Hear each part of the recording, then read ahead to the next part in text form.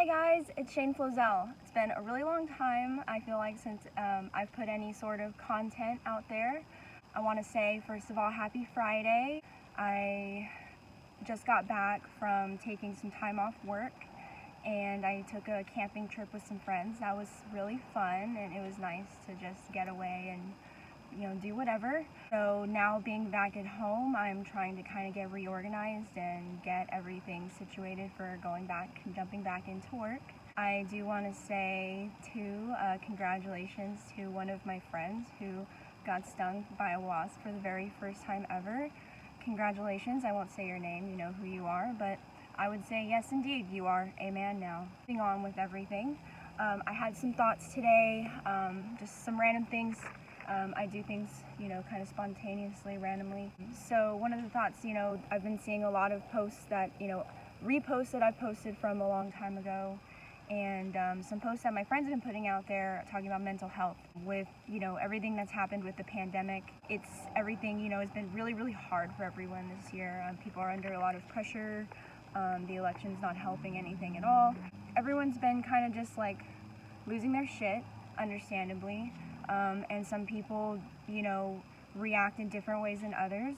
I'm going to talk more specifically today about relating to the veterinary field. I am a licensed veterinary technician, and I work at a wonderful clinic that has really shown me, it's not perfect, but it's really shown me a lot of what I believe how a clinic should run, how teams should work together. My team, I feel, is very solid, and I love all of them to death. I think we all work really good together. I'm kind of just rambling now, but veterinary medicine, there's a lot of pressure. In human medicine, obviously, there is too. I think a lot of us feel under a lot of pressure because we want to do well for our clinic and, do everything as best as we can for our clients. But we ran into an issue that the veterinary field across the nation is talking about angry clients, people who seem to not take under consideration how much work we put into making sure that we do everything as thoroughly and as properly done as possible.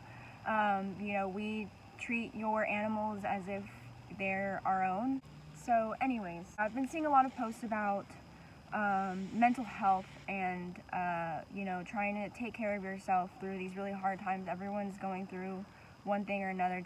This year has just been such a horrible year for everyone, it seems, and everyone's really struggling right now mentally, I think, even if they don't want to admit it. It's made me think about things and that I can do that when a situation seems to be spinning out of control. It's really hard, but it's important to not focus on the things that you can't control. Obviously, that.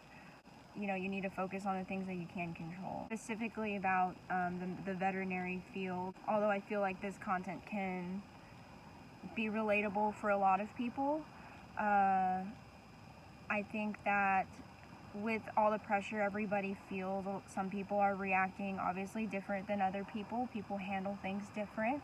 So with that being said, some people they're just nasty people, and they treat people really bad for minor inconveniences. There's just always going to be those people. You can't escape that. With that being said, we see that a lot in veterinary medicine with angry clients. When things happen that are out of our control, sometimes a mistake happens or a miscommunication happens, whatever it may be. While some people are understandable, a lot nowadays seems to be, we're like 2 or 3 times as busy as the very, very beginning of the year, especially when my clinic opened up.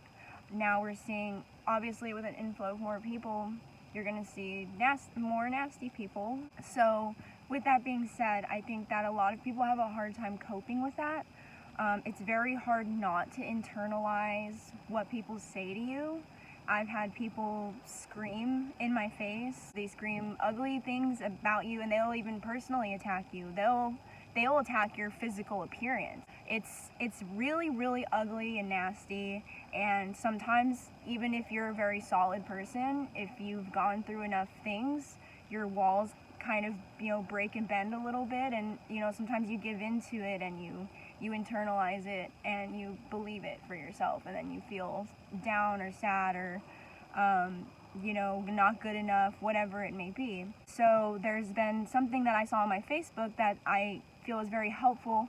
Those that know me know that I'm an advocate for, domestic violence awareness. I think that it's something that's just a horrible problem in society. And with that being said, I've dealt with my own narcissistic domestic violence situations, and everything I have to say is spoken from experience. Disclaimer, I'm not this is not information, this is all information that's out there. You probably already know half of this. My intentions in making this video are to at least get you to think a little bit, self-reflect. I feel self-reflection is so important to stay present in the moment. And the only way that you're going to help yourself get over these difficult situations is to stay present with what's actually happening. So there's some methods that can be used to do that. Now, some people may or may not agree with this method. I've been told that whenever I'm dealing with an angry client, I need to kill them with kindness, which naturally I kind of do that. That's kind of something I naturally go to, but it's not for everybody. And some people are still learning to build those walls, those tough walls to handle these difficult people that want to just tear you down.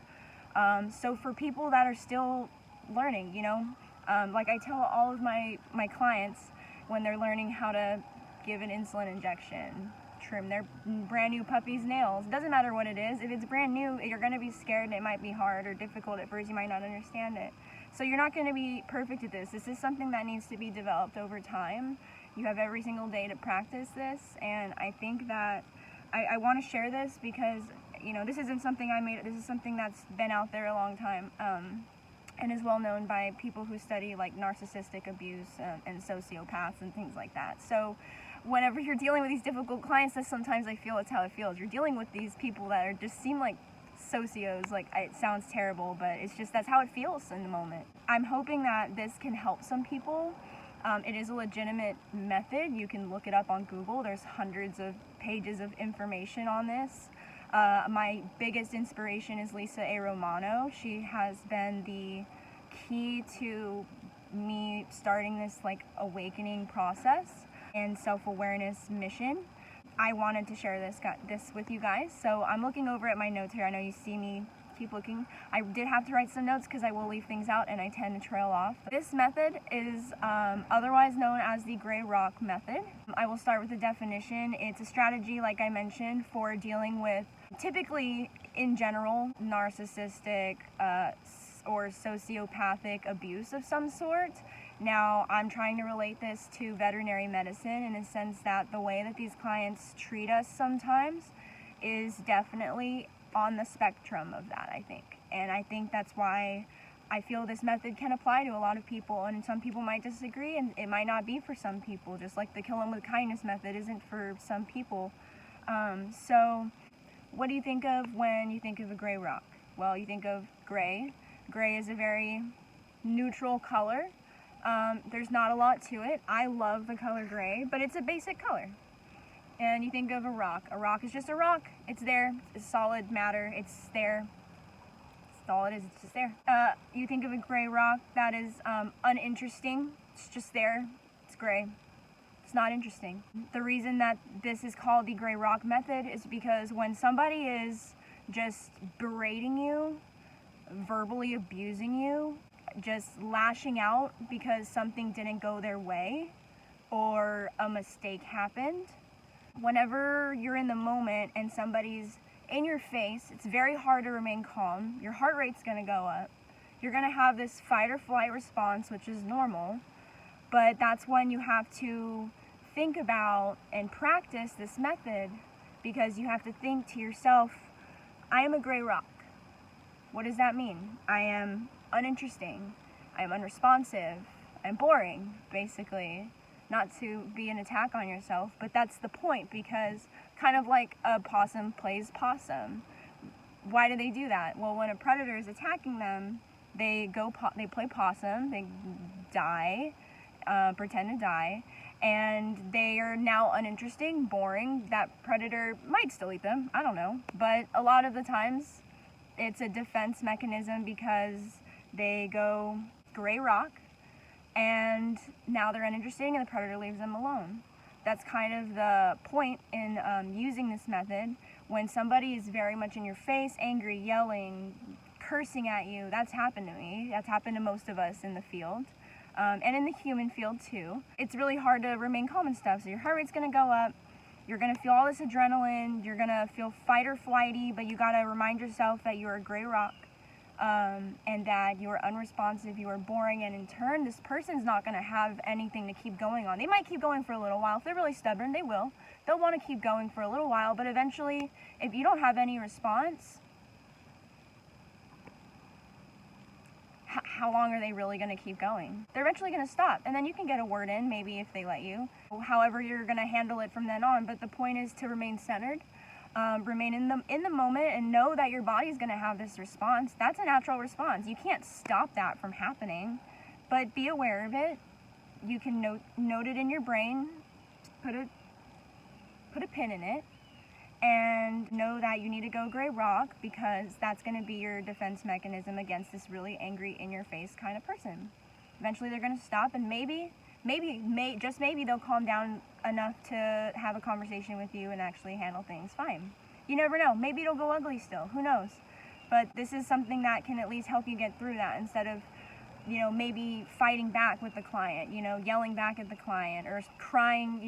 When I'm angry, I tend to cry, it's just, so this is something that when I was dealing with my narcissist, I in the very end had to use this method a lot. I had to go, as I was planning my way out of that relationship, I had to learn to just go gray rock and have no response. And when things would just hit the fan, you just hold on to yourself and you remain as calm as you can. At least, even if it doesn't feel like that on the inside, on the outside, you remain calm. This person's not going to have, they're only going to have so much to fight you on.